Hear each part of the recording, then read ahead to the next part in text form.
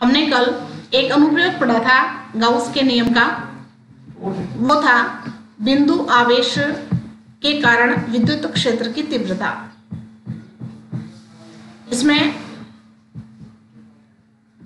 मैंने बताया था कि गाउस के नियम का जब अपन अनुप्रयोग पढ़ते हैं और हम विद्युत क्षेत्र की तीव्रता ज्ञात करते हैं तो उसमें 3 स्टेप मैंने बताए थे।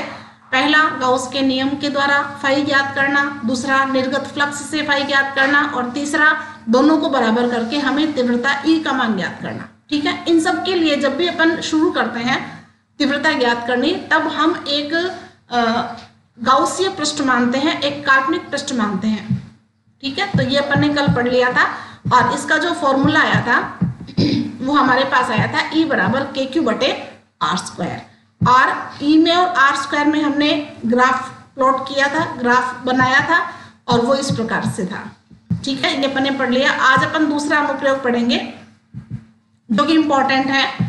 अनंत रेखीय आवेश तथा आवेशित चालक तार के कारण विद्युत क्षेत्र की तीव्रता। तो हमने यहाँ पर इस चित्र में देखिए कि हमने एक अनंत रेखीय आवेशित चालक तार लिया। देखिए अनंत रेखीय आवेशित मतलब रेखीय आवेश होना चाहिए और वो तार नहीं होता है, तो तार हमने लिया और तार पर हमने आवेश को इस प्रकार से समान रूप से वितरित माना।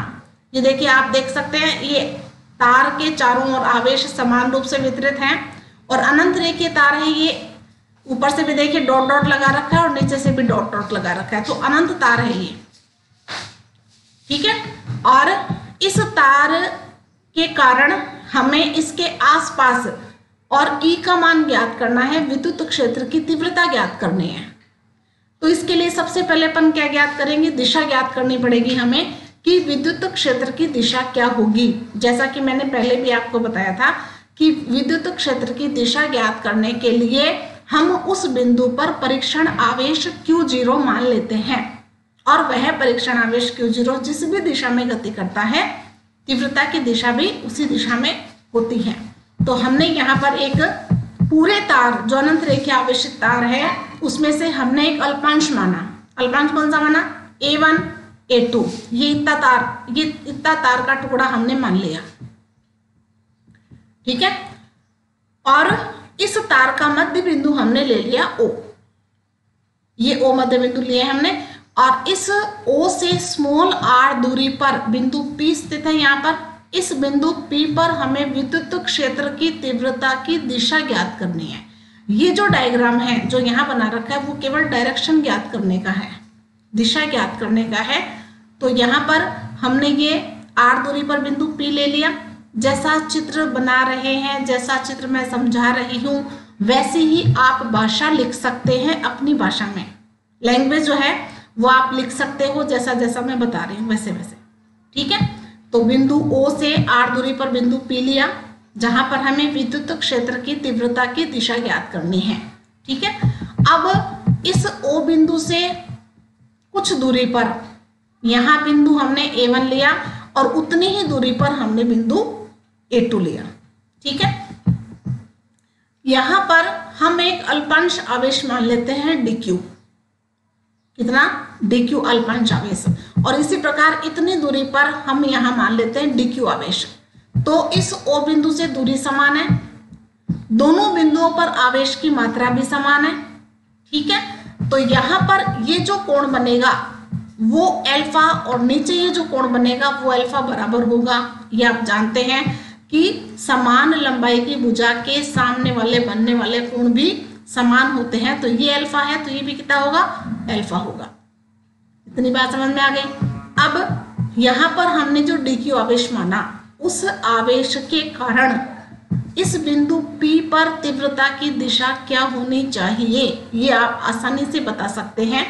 मैं दोबारा रिपीट कर रही हूँ कि यहाँ DQ आवेश है, इस DQ आवेश के कारण इतनी दूरी पर बिंदु P पर हम परीक्षण आवेश Q0 मान लेते हैं और तीव्रता की दिशा ज्ञात करनी है। तो यहाँ देखिए आवेश की प्रकृति कैसी है, धनात्मक प्रकृति है।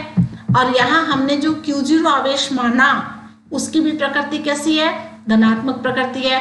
तो आप बताइए कि यह जो परीक्षण आवेश Q0 है वो कहाँ गति करेगा, किस दिशा में उस पर बल लगेगा, वो कहाँ भागेगा। तो आप बता सकते हैं कि इस रेखा की संरेखी है वो इधर भागेगा, इस दिशा में भागेगा, जैसे तीर का चिन्ह नीचे की ओर बना रखा है। तो तीव्रता की दिशा क्या हो गई, डीई जो तीव्रता की दिशा है वो क्या होगी, नीचे की ओर, इस प्रकार से, इस दिशा में। ठीक है, तो ये वाली बात समझ में आ गई। यहां हमने डी क्यू आवेश माना और इस बिंदु पर इस आवेश के कारण तीव्रता की दिशा डीई इस तीर के चिन्ह की ओर होगी। सेम अपन रिपीट करेंगे इसके लिए। यहां भी आवेश की मात्रा कितनी है, डी क्यू है। बिंदु P पर हमने Q0 आवेश मान रखा है, तो इस आवेश के कारण इस Q0 पर किस दिशा में बल लगेगा, वो लगेगा इस दिशा में, प्रतिकर्षण बल लगेगा। तो तीव्रता की दिशा भी डीई क्या हो गई, इस दिशा में। क्लियर है, तो एक तो हमें डीई मिला ये जो इस आवेश के कारण मिला, एक हमें डीई मिला ये जो इस आवेश के कारण मिला। यहां तक क्लियर हो गया, ये बातें समझ में आ गई दोनों। ये जो हमने आवेश लिए ये अपन कहीं भी मान सकते हैं। हमने यहां मान लिया एक आवेश, हमने यहां मान लिया, तो यहां से ये जो दूरी है और यहां से ये जो दूरी है वो भी बराबर होगी। जब दूरी बराबर है, आवेश का परिमाण बराबर है, तो तीव्रता भी क्या होगी, बराबर होगी। ठीक है, तो डीई तीव्रता, दूरी बराबर है, आवेश बराबर है, तो ये डीई और ये डीई परिमाण में समान होगा, लेकिन दिशा उनकी समान नहीं है। तो इन दोनों का परिणाम जो परिणामी जो तीव्रता होगी, हमें इन दोनों की परिणामी तीव्रता ज्ञात करनी है। इन दोनों की परिणामी तीव्रता ज्ञात करने के लिए हमें घटक मानने पड़ेंगे। ठीक है, अब घटक ज्ञात करने के लिए देखिए, हमने यहाँ पर अल्फा कोण लिया, ये अल्फा कोण है, ये जब अल्फा कोण है तो ये भी कौन सा कोण होगा, अल्फा कोण, शीर्षाभिमुख कोण बन रहा है।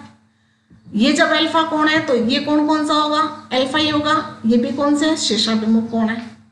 ठीक है, तो ये अल्फा आ गया और ये भी अल्फा आ गया, तो इतनी बात समझ में आ गई। अब घटक किसके ज्ञात करने, इसके। एक हमने रेखा यहां खींच रखी है बीच में, तो आप बता सकते हैं कि इस रेखा ने इस रेखा के साथ अल्फा कोण बना रखा है, तो कोस घटक कौन सा होगा, आप बता सकते हैं आसानी से। तो जिस रेखा के साथ कोण बना रखा है वही कोस घटक होता है, तो ये क्या आ जाएगा, कोस घटक, डीई कोस अल्फा। ठीक उसी प्रकार हम इस तीव्रता के भी घटक ज्ञात करेंगे, तो कोस घटक कौन सा होगा, इसने भी किसके साथ कोण बना रखा है, इस रेखा के साथ, तो इसका भी कोस घटक कहाँ होगा, इस दिशा में। तो दोनों के कोस घटक की दिशा पता चल गई, इधर हो गया। क्यों, क्योंकि इस लाइन ने इसके साथ कोण बना रखा है तो ये कोस होगा, और इसने इसके साथ ही कोण बना रखा है तो ये कोस होगा। ये मैंने बता रखा है घटक कैसे ज्ञात करते हैं। तो जिसके साथ कोस, जिसके साथ कोण बना होता है वही उसका कोस घटक होगा। अब साइन घटक आप बता सकते हैं, इसका साइन घटक कहाँ होगा, इस कोस के ठीक लंबवत ये किसका साइन घटक है, इस डीई का। ठीक है, और इस डीई का साइन घटक कौन सा होगा, नीचे की ओर ये। तो दोनों के हमने घटक ज्ञात कर लिए, इसका ये साइन घटक है और ये कोस घटक, और इसका ये साइन घटक है और ये कोस घटक। इतनी बात समझ में आ गई। अब देखिए, डीई साइन अल्फा और ये भी डीई साइन अल्फा, दोनों परिमाण में बराबर है, विपरीत दिशा में है, तो क्या होंगे, कैंसिल हो जाएंगे, कट जाएंगे। तो ये वाला जो है वो इस वाले से कट जाएगा, कैंसिल हो जाएगा, निरस्त हो जाएगा। ठीक है, अब बचा कौन सा, कोस घटक। और कोस घटक की दिशा क्या है, समान है, एक ही दिशा में है, इसलिए इन दोनों का जो परिणामी होगा वो कहाँ होगा, इन दोनों के बीच में, कोस घटक की दिशा में। तो इतनी बात हमने यहाँ पर निकाल ली कि ओ बिंदु से आर दूरी पर बिंदु P पर जो तीव्रता की दिशा होगी वो लंबवत होगी। अब सपोज अपन मानते हैं P बिंदु अपने यहाँ माना, मान लो P बिंदु, ठीक है, और P बिंदु यहाँ माना, तो O बिंदु यहाँ मानेंगे। तो इस P बिंदु पर तीव्रता की दिशा क्या होगी, इसके ठीक बाहर की ओर, देखो जहां एरो का चिन्ह चल रहा है वहां ये दिशा होगी। इसी प्रकार इस तरफ ले सकते हैं, यहाँ हमने इस बिंदु पर मान लो P बिंदु मान रखा है, तो तीव्रता की दिशा कहाँ होगी, यहाँ से लेके और इधर बाहर की ओर, जहां एरो का चिन्ह चल रहा है उस दिशा में, यहाँ चलेगा। तो तीव्रता की दिशा कहाँ होगी, बाहर की ओर। इसी प्रकार यहाँ मान लो मान रखा है, तो तीव्रता की दिशा होगी इधर, ऐसे, ये तीव्रता की दिशा होगी तार के लंबवत बाहर की ओर। तो ये चित्र समझ में आ गया पूरा, हमने घटक ज्ञात किए और इस डायग्राम से हमने केवल तीव्रता की दिशा पता की है। ठीक है, अब यहां पर ये हमने, ये तार है और इससे हमें विद्युत क्षेत्र की तीव्रता का मान ज्ञात करना है, उसका सूत्र ज्ञात करना है। तो सबसे पहला काम कि हमें क्या मानना पड़ेगा, हमें मानना पड़ेगा एक गाउसीय पृष्ठ, हमें मानना पड़ेगा एक गाउसीय पृष्ठ, एक बंद आकृति माननी पड़ेगी। तो ये हमने तार जो लिया है इसको अक्ष मानते हुए हम इसके चारों ओर एक बेलनाकार आकृति की कल्पना करते हैं। एक बेलन के आकार का हमने एक आकृति मानी। अब बेलन के जो आकृति मानी है उसके पृष्ठ कितने होते हैं? बेलन के 3 पृष्ठ होते हैं। एक तो ये वाला वृत्ताकार, दूसरा ये वाला वृत्ताकार और तीसरा ये वाला पृष्ठ जो जिसको अपन कहते हैं वक्राकार। ठीक है, ये वाला पृष्ठ चारों ओर का। आप जानते हैं 10th में आपने खूब अच्छी तरह से आपने पृष्ठीय क्षेत्रफल निकाल रखा है बेलन का। तो 2 तो वृत्ताकार भाग होते हैं और एक होता है ये साइड वाला जिसको कहते हैं वक्राकार भाग, वक्र पृष्ठ। ठीक है, और ये वृत्ताकार पृष्ठ। तो हमने भी 3 पृष्ठ ले लिए, S1, S2 और ये S3। S1 बिंदु पर हमने एक अल्पांश क्षेत्रफल माना ds। ठीक है, और ds क्षेत्र की जो दिशा होगी वो क्या होगी, क्षेत्रफल की दिशा कहाँ होती है मैंने बता रखा है, पृष्ठ के ठीक लंबवत। तो पृष्ठ के ठीक लंबवत होगी तो कहाँ होगी, पृष्ठ के ठीक लंबवत ऊपर की ओर, क्योंकि बेलन हमने वृत्ताकार पृष्ठ किया है तो इस वृत्ताकार पृष्ठ का क्षेत्रफल ठीक ऊपर की ओर होगा। ठीक है, और तीव्रता की दिशा कहाँ होगी, लंबवत बाहर की ओर। ये अपन ने यहाँ निकाल रखा है, ये आवेशित तार है और हमने बिंदु यहाँ लिया है, तो यहाँ से तीव्रता की दिशा क्या होगी, बाहर की ओर, तार के लंबवत बाहर की ओर। ठीक है, तो ds और E इन दोनों के बीच एंगल कितने का बन रहा है, कोण कितने का बन रहा है, 90 डिग्री का। तो ये वाली बात समझ में आ गई S1 पृष्ठ की। अब अपन आते हैं S2 पृष्ठ पर। S2 पृष्ठ भी कैसा है, वृत्ताकार पृष्ठ है। इस पर भी हमने यहाँ पर देखी ये अल्पांश क्षेत्रफल माना। ये अल्पांश क्षेत्रफल, इसका क्षेत्रफल की दिशा पृष्ठ के लंबवत, तो ये पृष्ठ के लंबवत नीचे की ओर है। ठीक है, और तीव्रता की दिशा वही इस तार के ठीक लंबवत बाहर की ओर। तो हमने तीव्रता की दिशा ले ली, ये पृष्ठ का क्षेत्रफल ले लिया और इन दोनों के बीच में ये कोण कितने का बन रहा है, 90 डिग्री का। तो यहाँ थीटा कोण कितना होगा, 90 डिग्री। बात समझ में आ गई। वृत्ताकार पृष्ठ पर, दोनों वृत्ताकार पृष्ठ पर जो कोण बन रहा है, दोनों वृत्ताकार पृष्ठ पर जो कोण बन रहा है वो 90 डिग्री के बन रहे हैं। अब आते हैं अपन इस पृष्ठ पर, जो ये साइड वाला पृष्ठ है। इस साइड वाले पृष्ठ पर भी हमने वही अल्पांश क्षेत्रफल माना ds। तो इस पृष्ठ का क्षेत्रफल क्या होगा, ठीक पृष्ठ के लंबवत बाहर की ओर। ठीक है, और इसी बिंदु पर तीव्रता की दिशा भी क्या होगी, इस तार के ठीक लंबवत बाहर की ओर।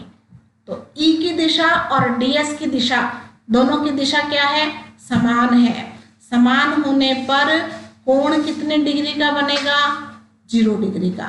तो S3 पृष्ठ के लिए यहाँ कोण कितने का बनेगा, 0 डिग्री का बनेगा।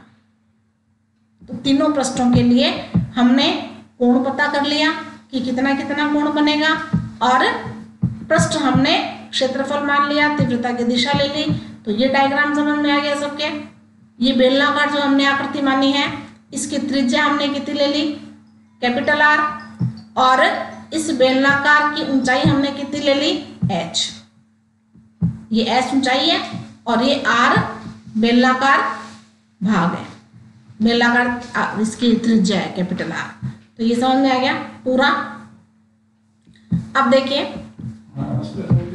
माना किसी अनंत रेखीय आवेश तथा आवेशित चालक तार का रेखीय आवेश घनत्व कितना है, लैम्डा।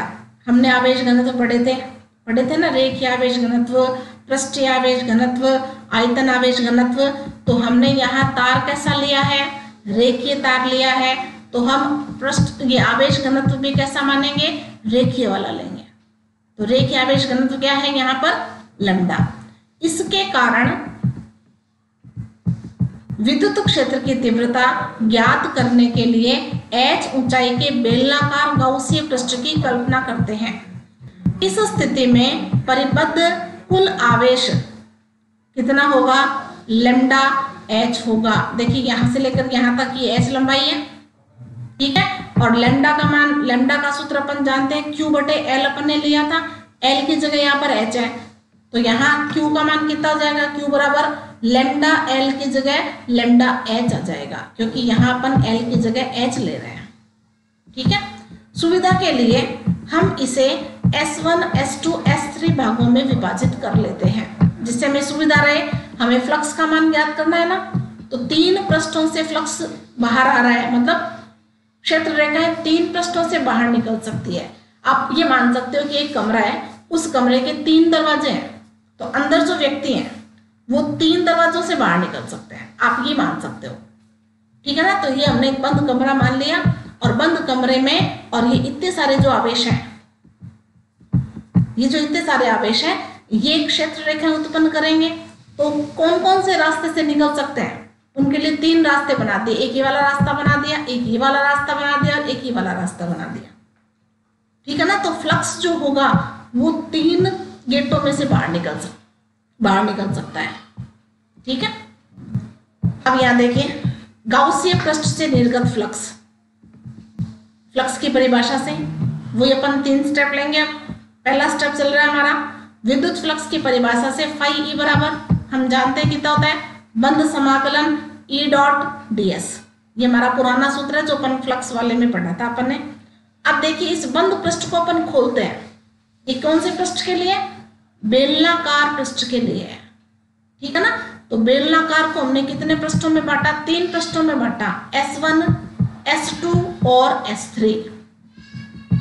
S1 और S2 तो वृत्ताकार है, और S3 कौन सा हमने लिया था, वक्राकार लिया था, साइड वाला जो था वो लिया था, ठीक है। तो हमने इसको 3 भागों में बांट लिया। E डॉट ds था, डॉट को हमने हटा दिया, तो कोस थीटा 1, S1 पृष्ठ के लिए थीटा 1, S2 पृष्ठ के लिए थीटा 2 और S3 पृष्ठ के लिए क्या आ जाएगा, थीटा 3, ठीक है। ये देखिए तीनों पृष्ठों के लिए, इसके लिए थीटा 1, इसके लिए थीटा 2 और इसके लिए थीटा 3। अब यहां पर कोस थीटा 1 का मान कितना है, 90 डिग्री। मैंने यहाँ पे बताया था ये ds और E जो है वो एक दूसरे के लंबवत है ना ये, तो यहाँ थीटा का मान कितना है, 90 डिग्री। थीटा 2 का मान भी कितना है, 90 डिग्री। तो यहाँ आप ले सकते हो E और ds दोनों क्या है, एक दूसरे के लंबवत हैं, तो थीटा का मान कितना है, 90 डिग्री, और कोस 90 का मान कितना होता है, 0। तो यहाँ आप क्या रखोगे, कोस 90 रखोगे और 90 का मान क्या होता है, 0। तो ये पूरा पद, पहला वाला जो पूरा पद है, ये वाला जो पूरा पद है, ये क्या हो जाएगा, 0 हो जाएगा, ठीक है। अब आते हैं अपन दूसरे पृष्ठ के लिए। दूसरे पृष्ठ में S2 है, S2 पृष्ठ E और ds क्या है, लंबवत है। आप दोबारा देख लीजिए, ये S2 पृष्ठ है, ds और E लंबवत है, तो थीटा कितना होगा, 90 डिग्री।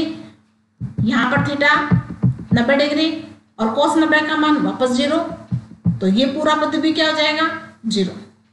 तो ये पद 0 हो गया, ये पद भी 0 हो गया। देखिए यहाँ अगले स्टेप में ये पहला पद हमने 0 कर दिया, दूसरा पद भी हमने क्या कर दिया, 0 कर दिया। अब अपन आते हैं तीसरे पृष्ठ पर।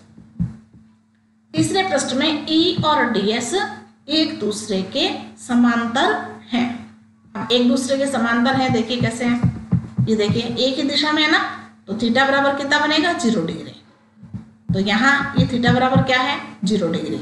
0 डिग्री है तो कोस 0 आएगा, यहाँ क्या रखोगे, 0, कोस 0, और कोस 0 का मान क्या होता है, 1। तो ये तो मान आ गया आपका 1, ठीक है।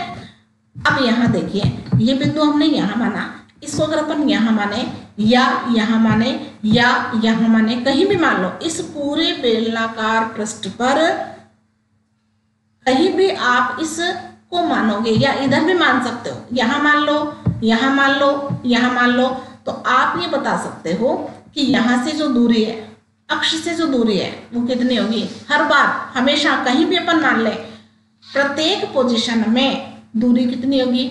अगर आप यहाँ मानते हो तो ये दूरी कितनी होगी r, अगर आप यहाँ मानोगे तो दूरी कितनी होगी r, अगर आप यहाँ मानोगे तो ये दूरी कितनी होगी r, और आपने अभी यहाँ मान रखा है तो ये दूरी कितनी होगी r। ठीक है, आवेश हर पोजीशन में, प्रत्येक स्थिति में आवेश का मान भी बराबर होगा। तो जब आवेश बराबर है, जब दूरी बराबर है, तो तीव्रता भी क्या होनी चाहिए, बराबर होनी चाहिए। तो प्रत्येक बिंदु पर क्या होगा, तीव्रता का मान समान होगा। जब समान होता है तब वह राशि समाकलन से बाहर आ जाती है। ये बात आप जानते हैं कि जो नियत राशि है वो समाकलन के अंदर नहीं रहती, वो बाहर आ जाती है। तो इसको हमने क्या कर दिया, हमने बाहर निकाल दिया। ठीक है, अंदर केवल क्या बचा, ds बचा। ये किसका क्षेत्रफल है, कौन से, हमने बेलन को 3 भागों में बांटा, तो वृत्ताकार का है या वक्राकार का है, साइड वाला है या वृत्ताकार वाला है, साइड वाला है ना ये। और साइड वाले वक्राकार भाग का क्षेत्रफल क्या होता है, 2 पाई r गुणा h। ये मैंने आपको क्लास में भी बताया था 11th क्लास में कि बेलन के वक्र पृष्ठ का क्षेत्रफल अपन कैसे निकालते हैं। आप अपनी कॉपी को फोल्ड कीजिए, गोल गोल घुमाइए और एक तरफ से आप उसको काटोगे, तो उसको काट कर आप जब खोलोगे तो वो कैसे आकृति बन जाएगी, आयत की आकृति बन जाएगी। ठीक है ना, आप इसको करके भी देख सकते हैं। देखिए ये देखिए, ये एक बेलनाकार भाग है, इसको अपन ने लिया और इस बेलनाकार भाग में ये ऊंचाई h है और ये बेलनाकार भाग का वृत्ताकार पृष्ठ है और इस वृत्ताकार पृष्ठ की त्रिज्या कितनी है, r। तो इसकी परिधि कितनी हो जाएगी, इसकी परिधि 2 पाई r। ठीक है, और ये अपन ने क्या ले रखा है, h ले रखा है। एक वृत्ताकार भाग ये, एक वृत्ताकार भाग ये, और ये जो भाग है, ये जो पृष्ठ है वो कैसा होगा, वक्राकार पृष्ठ होगा। ठीक है, ये भाग जो होगा वो वक्राकार पृष्ठ होगा। यहां से लेकर यहां तक मैं h बता रही हूँ, इसकी त्रिज्या r होगी तो ये क्या बन जाएगा, 2 पाई r बन जाएगा। इसकी परिधि क्या बन जाएगी, 2 पाई r बन जाएगी। अब देखिए यहां से इसको अगर कट करें, साइड से हमने कट कर लिया और कट करके इसको खोल लो, ये हमने खोल लिया पूरा। ठीक है ना, जब इसको अपन पूरा खोल लेंगे तो ये पृष्ठ की आकृति कैसी बन गई, आयताकार आकृति बन गई। और आयत का क्षेत्रफल, हमें तो क्षेत्रफल तो इसी पृष्ठ का लेना है ना, तो इसका क्षेत्रफल क्या होगा, लंबाई गुणा चौड़ाई, ये लेंगे। ये अपन ने h मान रखा है और ये कितना आया था हमारे 2 पाई r, तो इसका क्षेत्रफल क्या आ जाएगा, 2 पाई r गुणा h। ठीक है, तो वक्र पृष्ठ का जो क्षेत्रफल आएगा वो क्या हो जाएगा,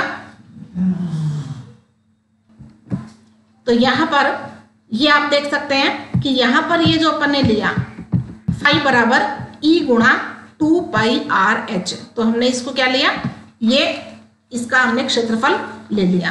इस तरह से अपन इसको समझ सकते हैं। यहाँ पर आपने अगर डायग्राम में यहाँ कैपिटल R लिया हुआ है, डायग्राम में आपने यहाँ पर कैपिटल R लिया हुआ है, तो यहाँ पर भी आपको कैपिटल R ही लेना है। तो 2 पाई कैपिटल R आ जाएगा यहाँ पे, कैपिटल R और H। तो ये समीकरण 1 मिल गई हमारे पास में, और ये समीकरण 1 हमने फ्लक्स की परिभाषा से निकाली। अभी अपना पहला स्टेप कंप्लीट हुआ है। अब हमारा दूसरा स्टेप क्या है, गाउस के नियम से, जैसा कि अपन ने पहले अनुप्रयोग में किया था। तो गाउस के अनुप्रयोग से फाई बराबर क्या होगा, सिग्मा क्यू बटे एप्सिलॉन नॉट। ये अपन जानते हैं, सिग्मा क्यू की जगह लेमडा एच आ जाएगा। क्यू का मान वही हमने जब वो पढ़ा था, पृष्ठीय आवेश घनत्व पढ़ा था, रेखीय आवेश घनत्व हमने पढ़ा था, लेमडा। ठीक है ना, तो वो आ जाएगा यहाँ पे लेमडा एल था, यहाँ पर एच मान रखा है तो लेमडा एच आ जाएगा। ठीक है, तो ये समीकरण 2 आ गई। इन दोनों को अपन क्या कर देंगे, समीकरण 1 और 2 को बराबर कर देंगे, तो ये हमने बराबर कर दिया। और हमें मान किसका पता करना है, ई का मान पता करना है। तो ई का मान पता करने के लिए 2 पाई आर एस का क्या कर देंगे, इधर भाग लगा देंगे। तो हमने क्या निकाला, ई बराबर लेमडा बटे 2 पाई एप्सिलॉन नॉट आर।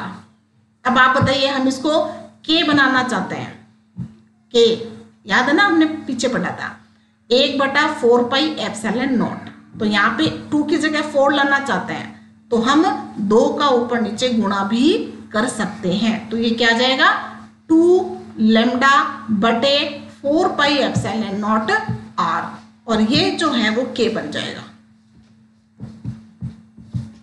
देखिए यहाँ पे 2 का ऊपर नीचे गुणा कर दिया, ये बन गया 1/4 पाई एप्सिलॉन नॉट 2 लैम्डा बटे r। इसको हमने बना दिया k, इसको हमने बना दिया k, तो ये k बन गया। तो ये आ जाएगा 2k लैम्डा बटे r। क्लियर है। और यहां पर देखिए ये जो रिलेशन होगा 2 कांस्टेंट है, k कांस्टेंट है, लैम्डा कांस्टेंट है, तो e r पर किस प्रकार से निर्भर करेगा, r के व्युत्क्रमानुपाती होता है। तो आप ग्राफ खींच सकते हैं। व्युत्क्रमानुपाती मतलब जैसे जैसे दूरी बढ़ेगी वैसे वैसे तीव्रता का मान कम होगा। तो आप इस तरह से आरेख इसका बना सकते हैं। तो ये मैं समझती हूँ कि ये आपके समझ में आ गया होगा पूरा। तो सबसे पहले हमने इससे दिशा निकाली, इसकी आप भाषा लिख सकते हो, शॉर्ट में लिख सकते हो कि हमने घटक ज्ञात करके साइन घटक को हमने निरस्त किया और कोस घटक की दिशा में इसकी दिशा होगी।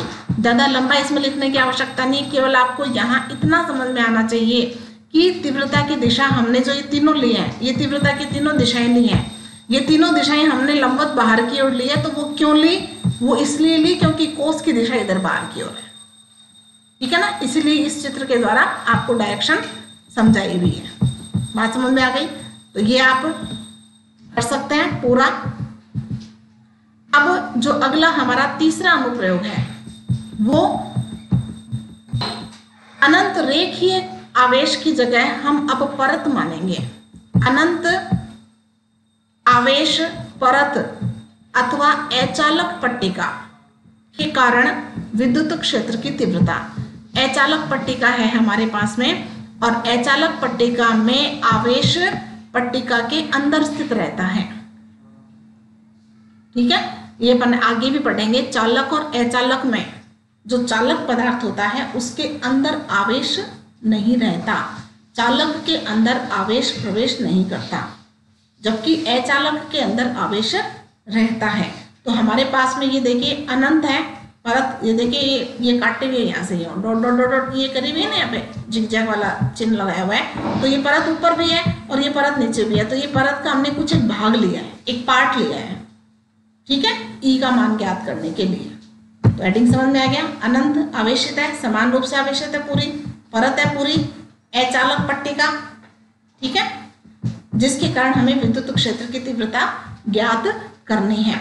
तो माना किसी अनंत आवेश का पृष्ठीय आवेश घनत्व, हमने 3 आवेश घनत्व पढ़े थे, रेखीय आवेश घनत्व, पृष्ठीय आवेश घनत्व और आयतन आवेश घनत्व, लैम्डा, रो और सिग्मा। तो हम यहाँ पर देखिए ये रेखीय आवेश नहीं है ना, एक पृष्ठ पर ले लिया हमने, तो पृष्ठ पर ले लिया तो आवेश भी कौन सा लेंगे, अब आवेश घनत्व कौन सा लेंगे, पृष्ठीय आवेश घनत्व लेंगे। तो इसके लिए, इसके कारण विद्युत क्षेत्र की तीव्रता ज्ञात करने के लिए एस अनुप्रस्थ काट क्षेत्रफल की बेलनाकार गाउसी पृष्ठ की कल्पना करते हैं। मैंने कहा था कि जब भी गाउस के नियम का अनुप्रयोग हम करेंगे तो एक हमें आकृति माननी होगी, ठीक है ना, एक आकृति मानेंगे अपन। तो यहाँ भी अपन ने कैसी मान रखी है, बेलनाकार आकृति मान रखी है। और वो बेलनाकार आकृति किस प्रकार से ले रखी है, इस प्रकार से ले रखी है कि आधा बेलन का आधा भाग तो इधर है और बेलन का आधा भाग इधर है, बीच में पृष्ठ है, इधर बेलनाकार भाग है और आधा भाग इधर बेलनाकार भाग है। और ये जो परत है ये अचालक परत है और इस पूरी परत में आवेश जो है वो समान रूप से वितरित है। आधा बेलनाकार भाग हमने इधर मान रखा है और आधा बेलनाकार भाग हमने इधर मान रखा है, और पूरा बेलन लिया है, पूरा बेलन जो परत के अंदर से है, अंदर से गया और सममित आकृति लेंगे, मतलब इस आधा भाग बेलन का इधर, अगर पूरी लंबाई हमने एल ली है तो एल बटे तो इधर होगी, एल बटे तो इधर होगी, ठीक है। और ये जो बीच वाला पृष्ठ है, इस पृष्ठ से ये वाली जो दूरी है S1 जो दूरी है, S1 जो पृष्ठ है वृत्ताकार भाग, और ये जो वृत्ताकार भाग है ये समान दूरी पर होगा। बेलन के 3 ही पृष्ठ होंगे, 2 वृत्ताकार और 1 वक्राकार। तो दोनों जो वृत्ताकार भाग होंगे वो प्लेट से समान दूरी पर होंगे, बीच में प्लेट है, दोनों वृत्ताकार जो भाग है वो इस प्लेट से समान दूरी पर है। बात समझ में आ गई? वही दिशा तो वही है, दिशा वाला तो सेम डायग्राम है, सेम पोजीशन है कि पृष्ठ के, ये पृष्ठ है, चालक पर अचालक परत है, यहाँ आवेश वितरित है, तो पृष्ठ में जो तीव्रता की दिशा होगी वो पृष्ठ के ठीक लंबवत होगी। ठीक है, इस पृष्ठ के ठीक लंबवत इधर बाहर की ओर। बात समझ में आ रही है? तो ये तीव्रता की दिशा तो वही है। देखिए यहां हमने 3 पृष्ठ लिए, ये S1 पृष्ठ वृत्ताकार भाग है, तीव्रता की दिशा इधर देखो बाहर की ओर। ठीक है, इधर ये S2 पृष्ठ वृत्ताकार भाग लिया, तीव्रता की दिशा का है बाहर की ओर, प्लेट से दूर जाते हुए बाहर की ओर लेकिन लंबवत। ठीक है, और एक भाग हमने ये माना जो वक्राकार भाग मान रही है, ये वक्राकार भाग है, और इस पर भी इस बिंदु पर तीव्रता की दिशा देखिए ये दिखा रखी है, तीव्रता की दिशा ये दिखा रखी है जो भी बाहर की ओर लंबवत बाहर की ओर। ठीक है, और पहले अनुप्रयोग के जैसे ही हमने 3 पृष्ठ माने हैं, 3 क्षेत्रफल माने हैं। यहाँ पर भी हमने ds क्षेत्रफल लिया है, ds अल्पांश क्षेत्रफल जिसकी दिशा पृष्ठ के लंबवत, यहाँ ds क्षेत्रफल जिसकी दिशा पृष्ठ के लंबवत बाहर की ओर, और यहाँ भी ds क्षेत्रफल जिसकी दिशा पृष्ठ के लंबवत बाहर की ओर। ठीक है, और थीटा कोण आप बता सकते हैं, यहाँ थीटा कोण कितना बन रहा है, बोलिए थीटा कोण कितना बनेगा, दोनों एक ही दिशा में है तो थीटा बराबर 0 डिग्री। यहाँ लंबवत है तो थीटा बराबर 90 डिग्री, यहाँ दोनों एक ही दिशा में है तो थीटा बराबर 0 डिग्री। समझ में आ गया? Same position, same formula, same flux, यही फ्लक्स, यही तीनों भाग, कोण बदल जाएंगे जो हमने पढ़े थे पहले, अभी जो पढ़े थे, ये वाले जो अभी पढ़े वही है, कोण बदल जाएंगे और इसमें 0 वाली पोजीशन बदल जाएगी। मैंने आइडिया थोड़ा सा बता दिया है कि आपको करना कैसे है या आप किस तरह से इसको समझ सकते हैं, और आप इसको देखना, केवल फ्लक्स निकाल के देखना कि फ्लक्स आपका कितना निकलता है। 3 भागों में बांटना है, S1 पृष्ठ, S2 पृष्ठ, S3 पृष्ठ। ठीक है, 2 पृष्ठ के लिए S1 और S2 के लिए थीटा बराबर 0 डिग्री है, और S3 पृष्ठ के लिए थीटा बराबर 90 डिग्री है। 90 डिग्री वाला तो हो जाएगा 0, ये तो 0 हो जाएगा, बचेंगे कितने, 2 बचेंगे। इन दोनों को आप कैसे निकालोगे? क्षेत्रफल कौन सा लोगे ये आपको पता है, कौन सा क्षेत्रफल है ये बेलन का कौन सा भाग है, वृत्ताकार भाग है ना। ठीक है ना, तो वृत्ताकार भाग का क्षेत्रफल, इसका क्षेत्रफल और इसका क्षेत्रफल एक जैसा ही है, एक समान है, तो इसको भी आप S मान लो और इसको भी आप क्या मान लो, S मान लो। ठीक है, इसमें पाई आर स्क्वायर वाला सूत्र लगाने की आपको आवश्यकता नहीं है, वो आप जब करोगे डेरिवेशन तो आपको पता लग जाएगा कि हमने पाई आर स्क्वायर वाला फॉर्मूला हमने क्यों नहीं लगाया। तो इतनी बात, ये डायग्राम आपके समझ में आ गया। और ये वाला जो मैंने अभी अनुप्रयोग करवाया है ये आप दोबारा करके देखें, इम्पॉर्टेंट है, परीक्षा में अनुप्रयोग आता है 4 नंबर का। इसके साथ में अलग से क्वेश्चन ऐड किए हुए रहते हैं, या तो उसके नियम, उसका नियम पूछ लेते हैं, उसका गणितीय रूप पूछ लेते हैं, या कूलाम से इसकी व्युत्पत्ति पूछ लेते हैं, तो कोई भी ऐड क्वेश्चन कर देते हैं, साथ में ग्राफ पूछ लेते हैं कई बार। तो इस तरह से इसको आप पूरा करके देखोगे, एक बार ये देखने के बाद में आप दोबारा अपने आप भी करके देखोगे इसको। तो आज के लिए इतना काफ़ी है, धन्यवाद।